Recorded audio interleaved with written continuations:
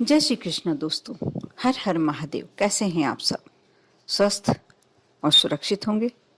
दोस्तों, आज मैं जिस विषय पे बात करने जा रही हूँ, जिस टॉपिक पे बात करने जा रही हूँ, आप लोगों के लिए बहुत ही उपयोगी विषय है। आप कमाते तो बहुत हैं।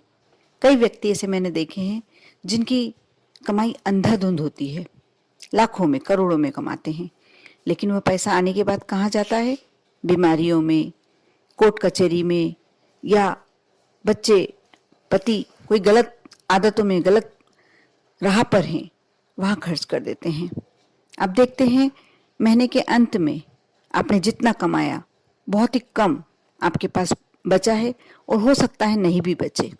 और इसकी अपोजिट आप यदि देखें, किसी व्यक्ति की कमाई इतनी ज्यादा नहीं है, लेकिन वह जमीन भी खरीद रहा है, जायदाद भी खरीद रहा है, घर के उपयोगी सामान भी लाकर दे रहा है, बच्चों की जरूरतें भी पूरी कर रहा है। क्यों ऐसा हो रहा है? क्योंकि उसका अनावश्यक रूप से खर्चा नहीं हो रहा है। उसके घर में बरकत है। इसको कहते हैं बरकत होना। यानी आप कम धन में भी अपनी जरूरतें पूरी कर पा रहे हैं। और एक जगह ऐसा व्यक्ति भी है जो बहुत ज्यादा कमा रहा है, लेकिन कुछ भी घर में नहीं आ पा रहा। सारा पैसा अनावश्यक खर्चों में खर्च हो जा रहा है। कभी आपने गौर किया इस बात पे कि ऐसा क्यों होता है? ऐसा इसलिए होता है कि यदि आप कारोबारी हैं, या आप यदि नौकरी करते हैं, जॉब करते हैं, आपने यदि बैंक अकाउंट में आया पैसा, आपने निकाला, एटीएम पे गए, निकाला और बाहर से ही खर्च करना शुरू कर दिया। यदि आप कारोबारी हैं, आपने अपनी सिलक निकाली, आपने उसमें से रुपया निकाला और बाहर ही खर्च करना शुरू कर दिया। घर आना श्रेष्ठ नहीं समझा आपने।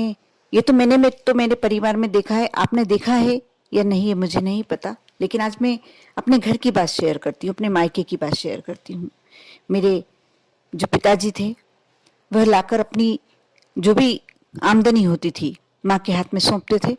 माँ उन्हें ले आकर विष्णु, श्री हरि विष्णु और माँ लक्ष्मी की जो प्रतिमा हमारे घर में थी, फोटो थी, उनके चरणों में रखती थी और विनती करती थी कि हे माँ, इसमें हमेशा उन्नति देना, हमेशा हमारे घर में विराजमान रहना। और फिर उस रुपये को उठाकर, उस पैसे को उठाकर अलमारी में रखती थी और कुछ राशि, बहुत कम राशि उसमें से धर्म के लिए निकालती थी। जैसे कभी गाय को चारा डाल दिया या कभी मंदिर में चढ़ा दिए, कुछ थोड़ी सी राशि बैंक में सेविंग करती थी और बाकी का जो खर्चा होता था धीरे धीरे करके उसमें से खर्च करती थी। अपने गृह प्रवेश, इसको कहते हैं लक्ष्मी को गृह प्रवेश कराना। आपने अपने घर में, आपके घर में भी होता होगा, आपने देखा होगा शायद।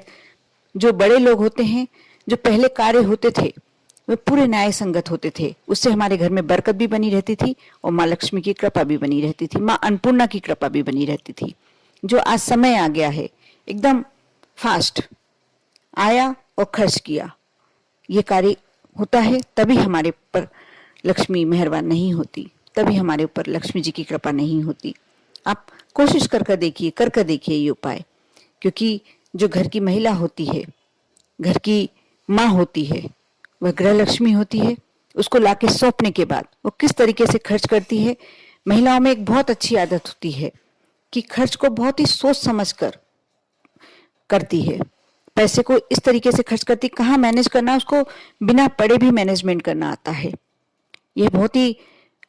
ये कोई उपाय नहीं है, ये सिर्फ एक जनरल बात है। मैंने इसीलिए सबसे पहले वीडियो में यही कहा कि आज उस विषय पे बात करने वाली हूँ जिसके कारण आपके घर में बरकत नहीं हो रही है।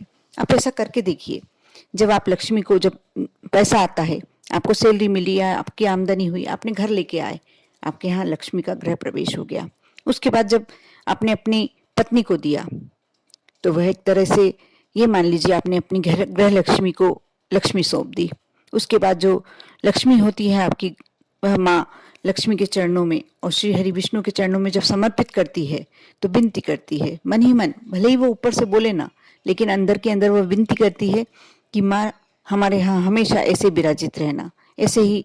और धन खर्च करती समय भी जब वो अपनी तिजोरी में अपने पैसे रखने वाले स्थान पर रखती है, उसमें से बहुत सोच समझ कर धन खर्च करती है। सिर्फ यही कारण होता है कि कम आमदनी वाले भी अपने घर में सुख सुविधा के पूरे आवश्यक सामग्रियां जुटाते रहते हैं। जब आप अंधाधुंध खर्च करने लगते हैं तो आपके बच्चे ने मांगा कि हमें 500 रुपए की जरूरत है, 1000 रुपए की जरूरत है, आपने निकाल कर दे दिया। आपके पति ने भी सैलरी लाते लाते कुछ पैसा अपने जेब में रख लिया, उसने कहाँ खर्च किया आपको नहीं बताया। लेकिन जब सैलरी आपके हाथ में पूरी आती है और आपके पति मांगते, देते तो आप अवश्य होगे, लेकिन कहाँ खर्च करने वाले हो यह पूछ कर देते होगे। उसमें से कुछ पैसा धर्म के लिए जब आप निकालते हैं तो आप मान कर चलिए कि वो 100 गुना होकर आपके तिजोरी में वापस स्थापित हो जाता है।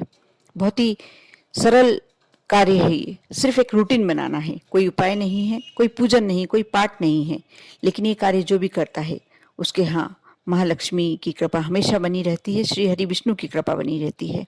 कर कर देखिए, बहुत छोटी सी बात है। इसमें आप सिर्फ एक अपने मन को मजबूत बनाकर ये कार्य करते हैं तो आप हमेशा सुख समृद्धि से भरपूर रहेंगे। बरकत आपके घर कभी खत्म नहीं होगी, समाप्त नहीं होगी। कर कर देखें। ओम नमः शिवाय।